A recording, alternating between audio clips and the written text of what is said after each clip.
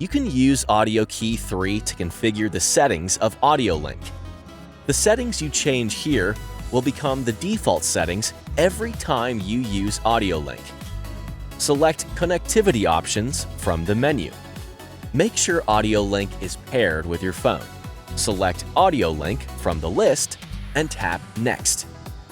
You can choose whether you want to hear sound from AudioLink only, or if you want to hear a mix of sound from AudioLink and your audio processor microphones. These selections also apply when you're streaming from a device connected to AudioLink via a cable, or when you're using AudioLink's remote microphone function.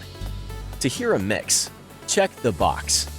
If you'd rather just hear sound from AudioLink, uncheck the box. Tap Save to save the settings.